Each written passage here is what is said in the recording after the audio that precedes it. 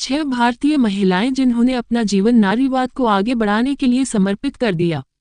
पितृसत्तात्मक दुनिया में जहां महिलाओं को पारंपरिक रूप से चुप करा दिया गया है, भारतीय नारीवादी आंदोलन के इन 6 प्रतीकों ने आदर्श को चुनौती दी और नारीवाद का मार्ग प्रशस्त किया जिसे हम आज अनुभव कर रहे हैं।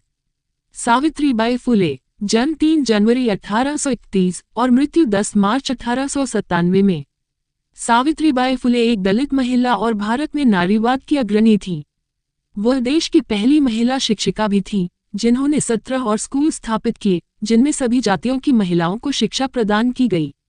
उन्होंने अपने पति और अन्य महिलाओं के साथ मिलकर जाति और लिंग भेदभाव को खत्म करने के लिए काम किया। उन्होंने कन्या भ्रूण हत्या को रोकने के लिए बाल हत्या प्रतिबंधक गृह की भी स्थापना की और विधवाओं और गर्भवती बलात्कार पीड़ितों की हत्या के खिलाफ अभियान चलाया। सावित्रीबाई फुले को आज भारत में नारीवादी आंदोलन के समर्थकों द्वारा अत्यधिक सम्मानित किया जाता है। फातिमा शेख, जन्म 9 जनवरी 1831 और मृत्यु 9 अक्टूबर 1900 में। फातिमा शेख फुले दंपत्ति की सहकर्मी थी और उन्हें भारत की पहली मुस्लिम महिला शिक्षिका माना जाता है। जब फुले दंपत्ति ने सक्रियता का जीवन शुरू किया, तो उन्हें या तो अपनी प्रथाओं को बंद करने या अपना घर छोड़ने का अल्टीमेटम दिया गया। उन्होंने बिना किसी संदेह के बाद वाले को चुना और उन्हें भाई बहन उस्मान और फातिमा शेख के घर पर रहने की जगह की पेशकश की गई। अंततः सावित्रीबाई फुले और फातिमा शेख ने मिलकर उनके घर में एक स्कूल की स्थापना की और हाशिए पर रहने वाले समुदायों की महिलाओं को पढ़ाना शुरू किया।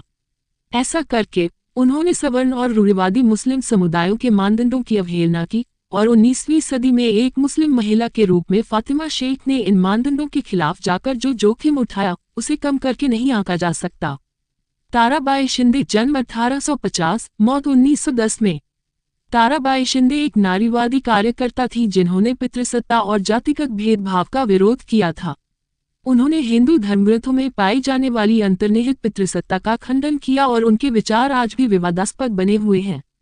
मराठी में उनकी पहली प्रकाशित कृति स्त्री पुरुष तुलना, अनुवाद महिलाओं और पुरुषों की तुलना, जिसमें उन्होंने महिलाओं और पुरुषों के बीच असमानताओं की पड़ताल की है, को भारत के पहले आधुनिक नारीवादी ग्रंथों में से एक माना जाता है।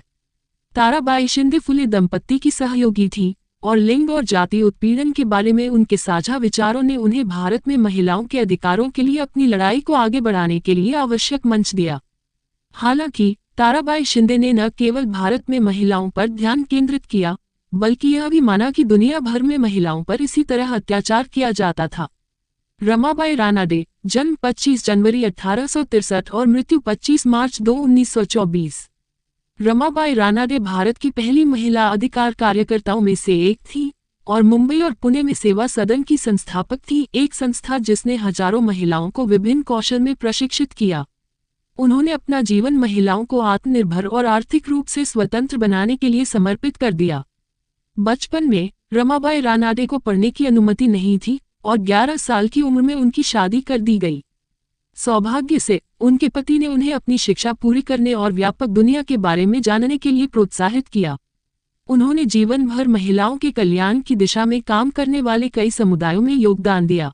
डॉक्टर वीना मजूमदार, जन्म 28 मार्च 1927 और मृत्यु 30 मई 2013, उम्र 86।